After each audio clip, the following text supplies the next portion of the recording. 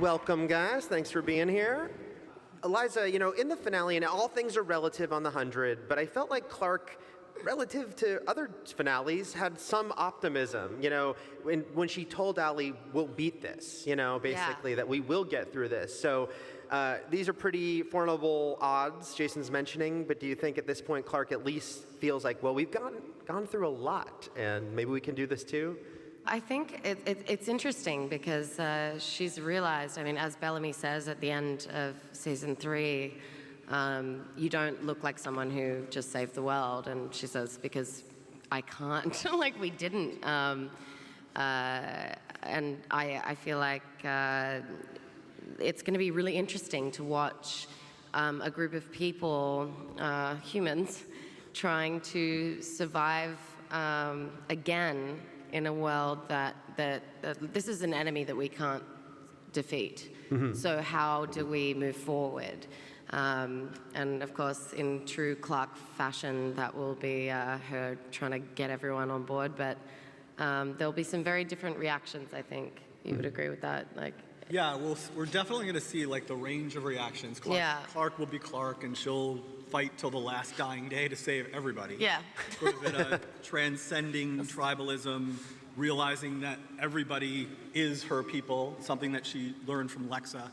And I think that ultimately we'll see others react in a very different way. One of the ways that we find hope and light and some humor, which I think the show could use for sure, is people are done. We could use some. Some people are just done fighting and they just want to have a party until the end of the world. So we'll see that too. Now, Ian, Kane had such strong resolve in season 3. He stood up to Pike. He stood up to Allie, but then obviously he did give in to save Abby's life. And then it was such a wrenching experience we saw when they were brought out of the City of Light at the end. It just seemed to rock him to his core. How much do you think that's going to sort of stick with him going forward? Or will he, just have to keep going because there's a lot to deal with? Kane is fairly pragmatic, even though he's grown a lot over the seasons. But I think one of the things I like about him is that he sees what needs to be done, and hopefully he won't delve too much into the PTSD and just, he as a good leader, I would hope he would put others before him and put their needs and concerns before his, and try and lead people out. Mm-hmm. Or away somewhere. Somewhere. Marie, I'm guessing that some of the humor they're going to try to bring in a little more this season might not come immediately from Octavia, given where we left off.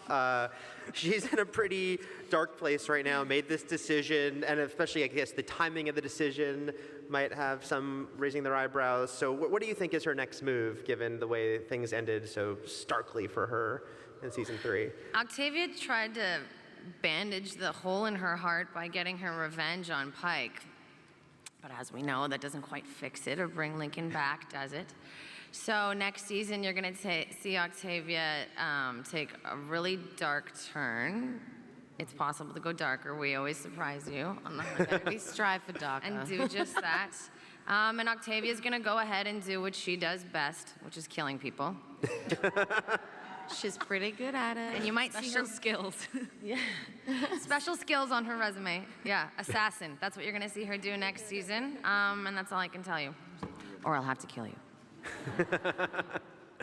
And Lindsay, Raven, too, went through a rough season last year.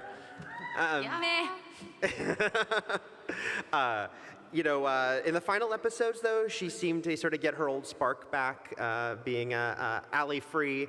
Do you think, she's feeling her old self again, maybe more than she has in a long time? I kind of think it's not the same Raven. I think, she got the Allie upgrade, so her, she's definitely like a Raven 2.0, but I think it's even better than that, because I think she kind of went through an evolution and almost like a reincarnation of everything she went through. She's not only stronger mentally and intelligently because of Allie and the knowledge that Allie left behind and has created in her brain, but it's but emotionally and spiritually, she's been to hell and back, and it, was kind of boring to her. So she didn't die.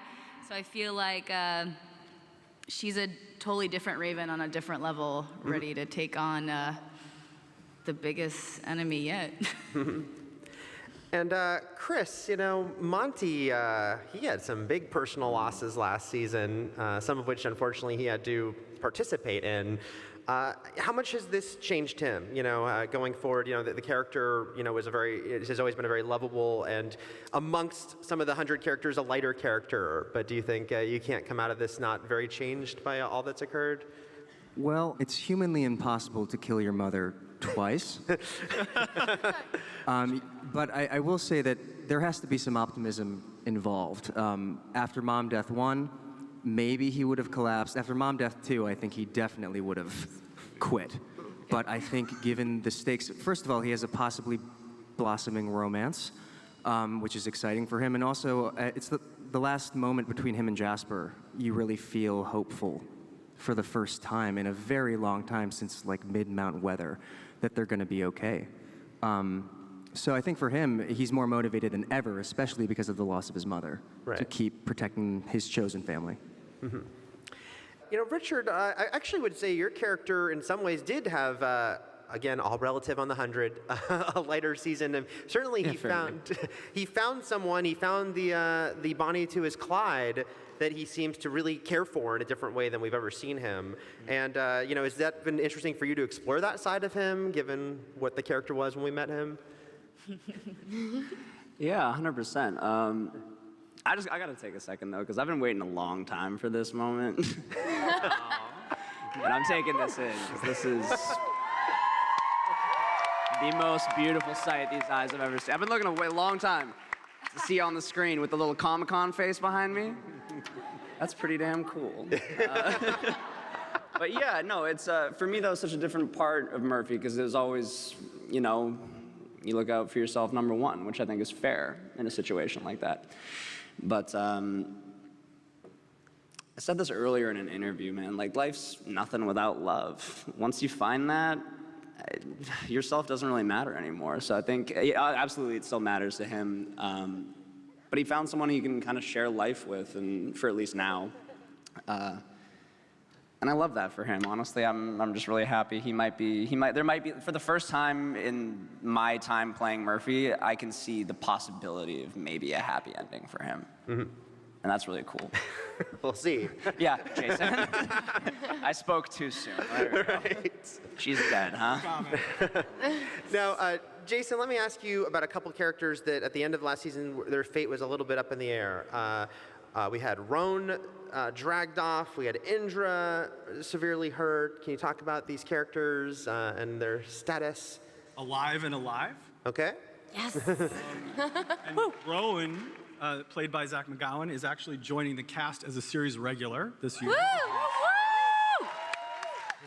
I think you guys all knew that. I think I didn't. I object. And so he'll be back in a big way.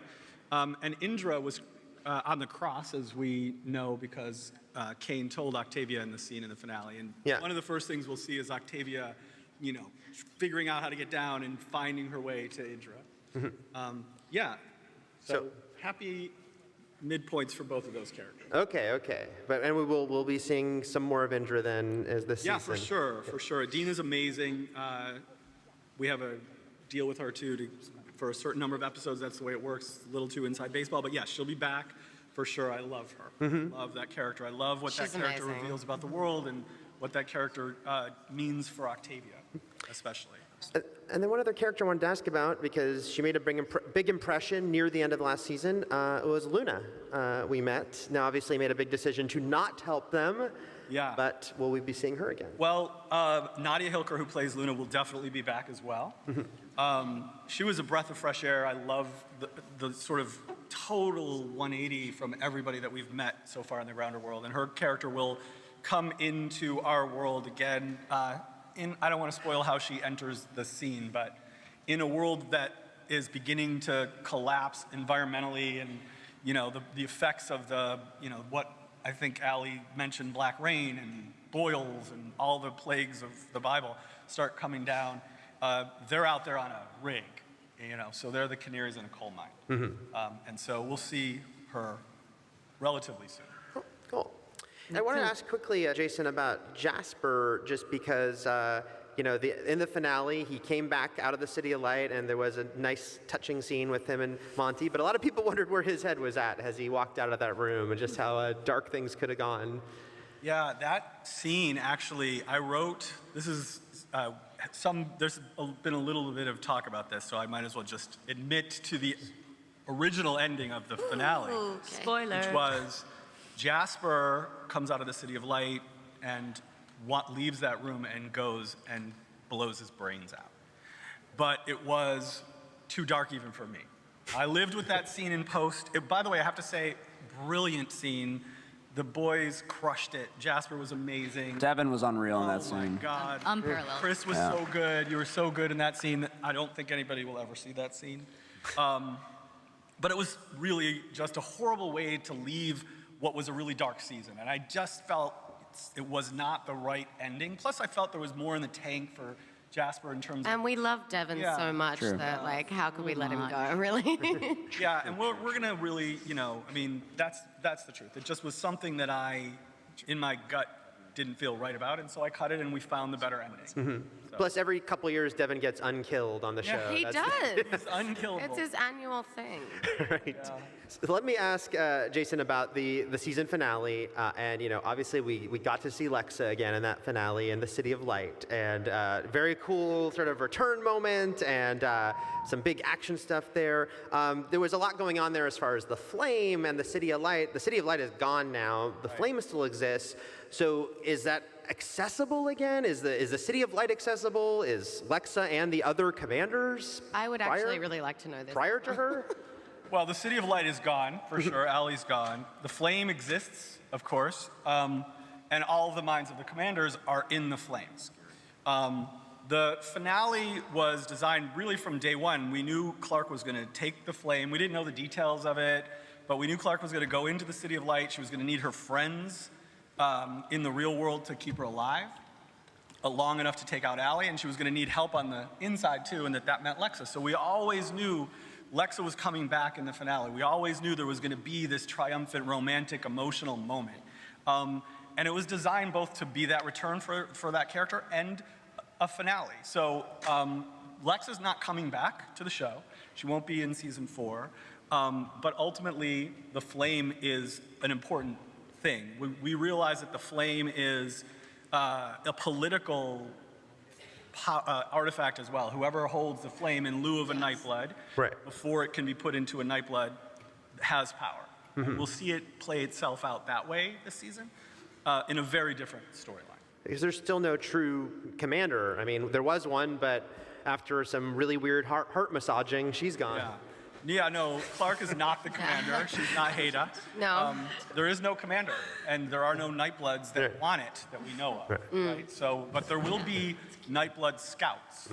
Titus had scouts out in the world, and we will see one of them and meet one of them, and it'll be an interesting thing for her, that character, when she shows up, in terms of how she's going to deal with what happened with the Flame and who has the Flame, and what is left of her religion, her spirituality. Eliza, I do want to ask, Clark, obviously everyone's gone through a lot of loss in this show, but Clark's sort of history, it's like she lost her father, Finn, Lexa. Is this, hardened her, or is it just made her even more protective as a person? Apparently, I have the kiss of death. That's what I've heard recently. Yeah, it's hard. Of course, it's hardened her.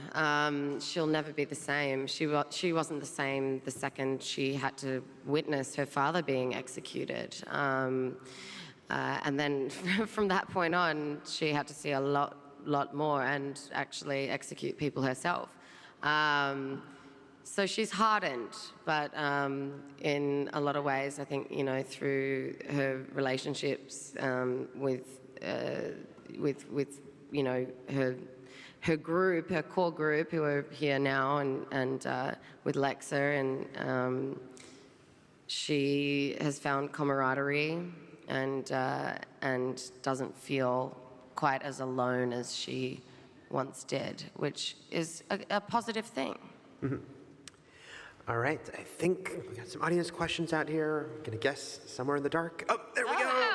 My question is, what is one of the like craziest things that happened during your audition process for the show?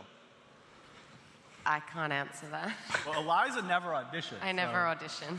That was crazy. She's that good. We didn't know. We didn't know how she was going to be till day one of the table read of the first yeah. script, and I was like, "Please be good, please be good, please be good." Yeah. And obviously, we were amazingly lucky and blessed. Thank God. Chris. That was scary. Chris's audition was particularly good and memorable. Actually, he ate chips the whole time while he was auditioning. I don't recommend Stoned? that, but it was very funny. Well, did it work? It did. Sweet. It did, for sure. And Lindsay walked in, and I don't think I've been a part of an audition like that before. It was just like, this is that's it. Raven. just walked That's in, Raven. and like we shut it down. Literally, it was the first day, and we shut it down. Thanks. Had you ever heard that before? I don't know if it's true. I mean, It's totally true, and you know it. I've definitely, I mean, it was day one, maybe the second person. I looked at the casting agents and I said, we're done. We're making the show right now. It was like we were really busy. It wasn't during the pilot. It was for episode 1 of the show, episode 2. And so, yeah, so there was a lot to do, and it was like your gut, when something like she's that good enough. Let's go. Yeah, Do you good guys enough. Do you guys want to Good hug? enough. Move on. I feel like we're missing out that Monty's chip eating hasn't made it into the storyline. It has. Are there any That's how we The eat nuts. chips. All For right. any prospective actors out there, if you ever have to make a self-tape, I highly recommend wearing Eating. gold hipster glasses, eating tortilla chips throughout the entire scene, and just ad-libbing as much as you can. Funny story, actually, I originally auditioned for Bellamy. Give us your Bellamy. Murphy. It's not bad. I'm done. Thanks very much. Hey guys, I wanted to ask you to pretend to be Jason for a second, and if you could wish for one thing to happen to your character in the upcoming season, well, hopefully seasons, what would it be and why? Can I just remind you, he's our boss. Yeah, this feels like a trap. Is this a trick? Yeah. This is the writer's room. Right? This is the writer's room. Okay, All we're in right, the writer's I'm room. Jason Great. Rothenberg right now. Let me think. Maybe I could have a scene where I like laugh and smile and like have a really Sing a good song? time. You want to sing a song? No singing, no singing. I'm Jason Rothenberg. Oh, give me the glasses. Can I have What glasses? There we go. You have I the am beard. Jason. Now I am. Okay. You know that guy Ian? You know we should get him to direct an episode. You know what? Okay, Maybe okay. episode 11. What do you think? I think that's a good idea. Why don't you direct an episode this season? Okay. He's I'll do it. directing an episode this season. Well, if I'm Jason Rothenberg, then I would put more flashbacks in to tell all of our backstories. Yes. Yeah. That'd be cool. That's good. Love those. Ooh. Less torture. I just want a motorcycle. Oh, give Raven a motorcycle. It's a brilliant idea. I've got something better for you this season. Oh, okay. Ooh. I'm not gonna I'll take it. say what it is. I've never shared one line with this man over here, so I'd love to have a scene with Murphy. Really? You guys? Double up on that. That's my wish. Really? Yeah, we discovered that we've been in the. I chased him, remember, up the hatch, but we never Right. exchanged lines. Not once have we said words to each other. So I'm Wow. gonna double up on What that is this, one. Monturfey? yeah, Trying to think if that's Don't going to start happen it. this Don't year. start Is that this. going to happen? Make it happen, Jason. Murphy? Is it going to happen? Murty? I don't know. Murty's I don't know. cute. know if you can make We'll try to make it happen. Kick it around. See what happens. Season 5. Yeah, season Okay. 5. Next question, please. So my question is, what was the hardest scene you've ever had to film on the show? We. Oh, sorry. Gosh. I've had a few. Saying Unity Day. Saying Unity Day, which I still even can't say in an Australian accent. It's just Say it hard. 3 times in a row. Unity Day. Oh, you know. There's a lot of outtakes of it. I think they're online. I think one of the most challenging, and maybe Lindsay, you'd agree, was Finn's death. Oy, yeah. That was a really, really hard night and day. I think we worked until 7 a.m. that day. I was in Santa Monica. And you were in Santa Monica. We were in the forest in the freezing cold. The rain. But loving it, obviously. That was incredibly emotional and painful. And obviously we were saying goodbye to Thomas McDonnell, who we love. And then it's between that and Lex's death, obviously, was a very, very, very emotional day. And we both cried a lot. And so did Dean, our director. And you did too. I did. He cried, yeah. You know, the show is quite physically challenging. There's, especially when it gets to December time, it gets very cold and very wet. I remember episode 213, Dean directed an episode. We were up till 6 in the morning shooting, and it started to rain, and we're outside. That probably was the most physically challenging, I think. I think we were all in that episode, in that scene. Which Well, and you live in Hawaii, so you're not quite used to we're used it. to island. You were there. I think you left early. Oh, I did? No, I'm only joking. Also, Yes, I do live in Hawaii. Lucky yes. Can I, Ian, for 1 second, just Dean's name's come up a couple times, and he's an executive producer this season. I really wanted him to be here. He's prepping episode 1, and I think he deserves a little bit of a shout out. He's directed. Hi, Dean White, we miss you. 15 episodes. Shout out to Dean White. He's really Shout out to the Dean White. unsung hero of the show. Yes, for sure. he Our needs to exec- come our to exec Dean. a I con. really wanted him to, but we're prepping. We just started prepping, and so. All right, well, I guess he's busy. Yeah. I have a challenging story. I'm not sure how appropriate it is, but I'm going to say it anyway. Oh, gosh. Yeah, I know what it is. Okay, so the episode where Octavia was trying to convince Lincoln to go to Luna, but he wanted to stay in Arcadia, I began the scene on my knees cleaning the horse's hoof, and we had to completely change the camera angles constantly because the horse kept having a... She could tell that story. So we had to keep changing the camera angles because it looked like the was attached to my... So that made it pretty awkward. Was that really hard? Do we have outtakes? Was that a hard? There's probably an outtake. You have photos, I've seen. Stop that one, guys. I don't think I'm even gonna try. Don't know if I can. Like wanna drink just of being tied up and possessed, but that doesn't Comparatively to the horse, it's nothing now. But Raven's alley possession was just was brutal. I mean, we all were there. Crazy. And amazing. You were so No, amazing. that was like, I have never Crushingly watched good. a woman work so tirelessly and give zero complaints. I tip my hat to you for that. That was a day. Thank you. But honestly, I mean, I had everyone here. Besides you, you weren't there. You weren't there either. I was in Hawaii. He was in Hawaii. That made me feel really supported by by the family. So even though some of the scenes are so brutally taxing physically and emotionally and just like awkwardly, it's so great that we have each other to just help and laugh and support us when one We of us need are to really laugh or we will always cry. we can be in the trenches, but that one for me was. Whew, that was intense. That was the night I did a set visit to the 100. You were there. Yeah, but the only person I didn't get to interview was Lindsay because they're like, Lindsay's She tied was to the tied bed. to A little tied up, Not available.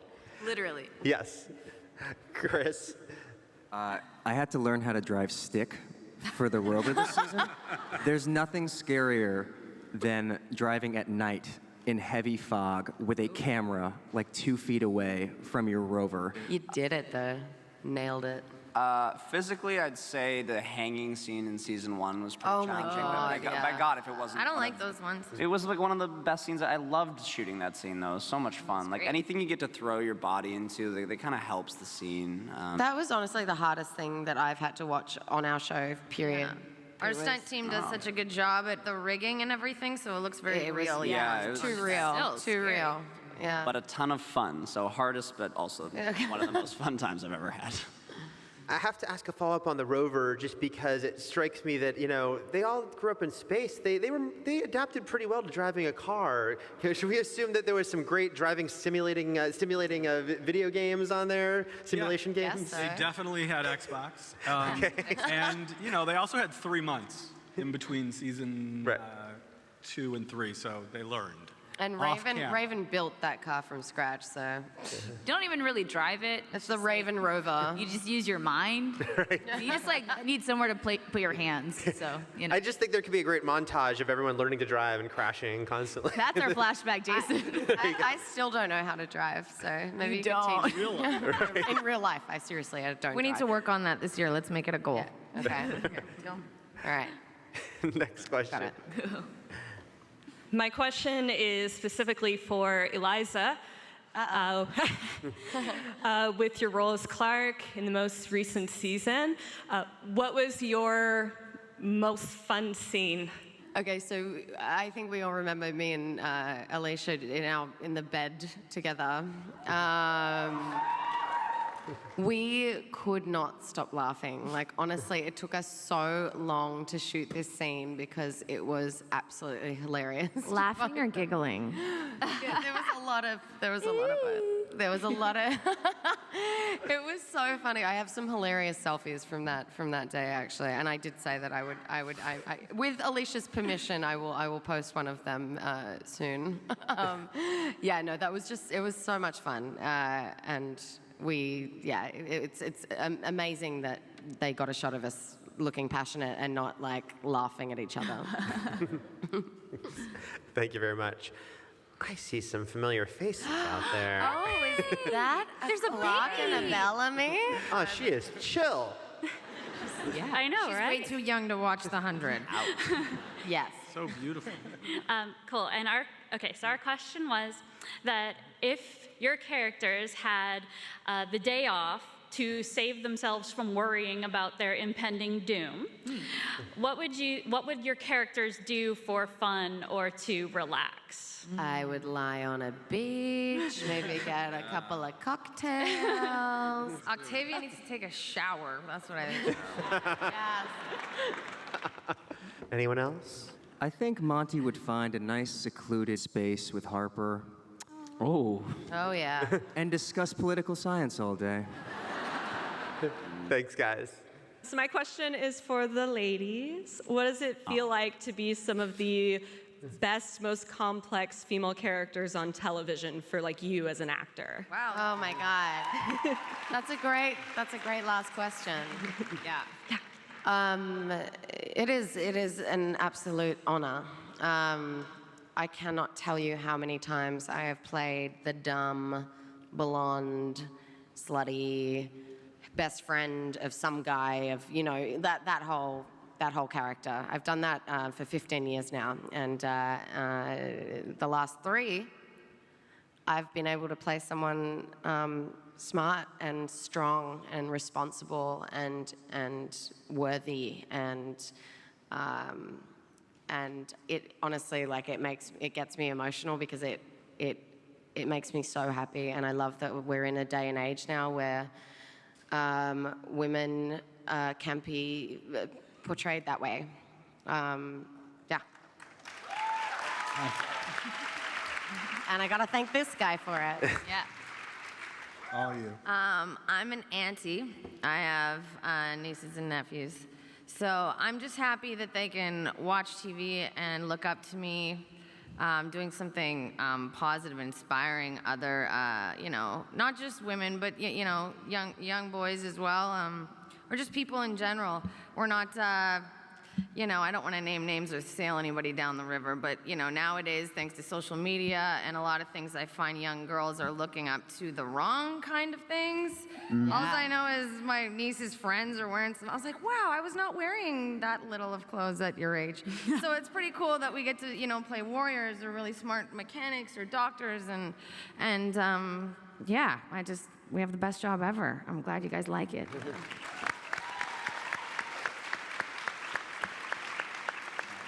Just to extend on both Eliza and Marie's comments, I personally am extremely grateful because as a woman, especially as a woman of color, you know, it's funny how Hollywood will want to put you in a box, and that box is labeled maid, or that box is labeled pregnant, or that box is labeled, you know, just a girlfriend or a slut. And that's so, I don't want to say demeaning. Degrading? It's It is- demeaning. it's It very is. demeaning. It's so Yeah. demeaning and degrading because women are so much more than that, and you know, and it's not even like, oh, women are stronger these days. No, women have always been strong. Women have always been complex. Women have always been capable and able and amazing at at life. It's just now Hollywood's finally catching up to the norm and waking up. And I'm so grateful to be part of a show and a network and a team of writers and a creator that sees the value in that and sees how important it is to portray that representation for women in the world, in the mass media, because media touches us all. That's what we need. We need to see examples of empowerment, because when we see that, it no longer doesn't seem abnormal, but it seems like that's the norm, to have empowerment. And that's what we need the message to send. Extremely honored and grateful. Well, that is a good note to end on. These guys are about to start making The 100 Season 4, which is debuting mid-season on the CW. So please thank everyone here from The 100. Thank you guys. Thanks Thank you for guys coming so out, much. guys.